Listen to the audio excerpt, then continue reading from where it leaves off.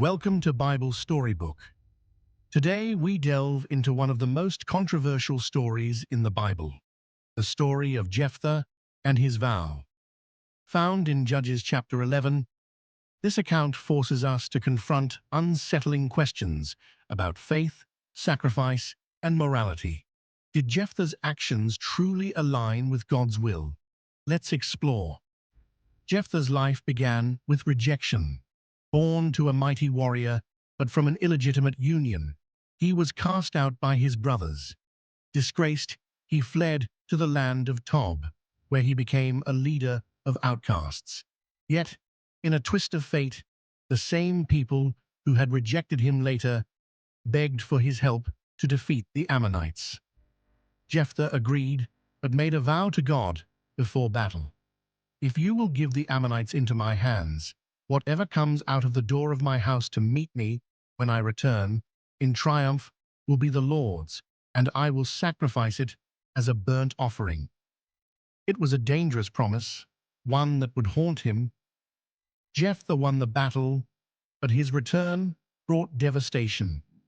The first to come out of his house to greet him was his only daughter, dancing in celebration. His heart broke as he realized the cost of his vow. "Oh, my daughter," he cried, "you have brought me low. I have made a vow to the Lord that I cannot break." Here's where the story becomes deeply controversial. Did Jephthah actually sacrifice his daughter as a burnt offering, or did he dedicate her to a life of service to God? The text is ambiguous. Some argue that a literal human sacrifice contradicts God's laws, such as in Deuteronomy 12:31, which condemns such acts as detestable.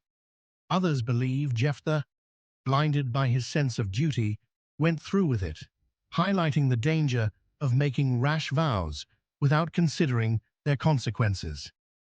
But why would God allow this? Was the vow itself flawed?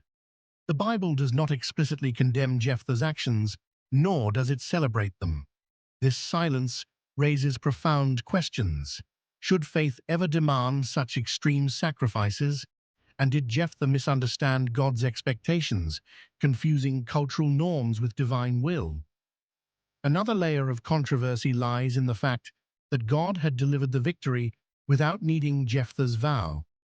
This makes us wonder, was Jephthah bargaining unnecessarily with God?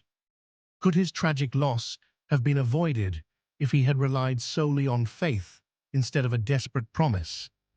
Jephthah's daughter, on her part, accepted her fate with grace, saying, "Do to me as you promised."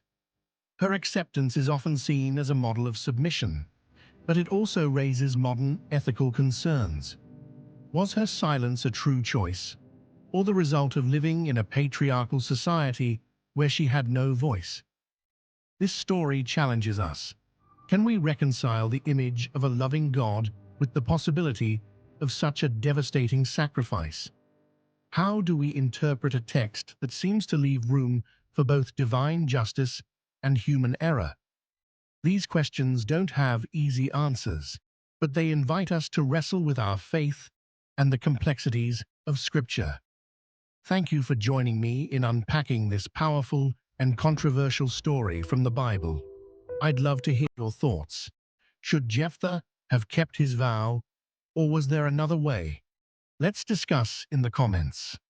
And if you found this thought-provoking, don't forget to like, share, and subscribe to Bible Storybook for more deep dives into Scripture. Together, let's uncover the truths and the questions that shape our faith. Until next time, may your journey of faith be guided by wisdom and love.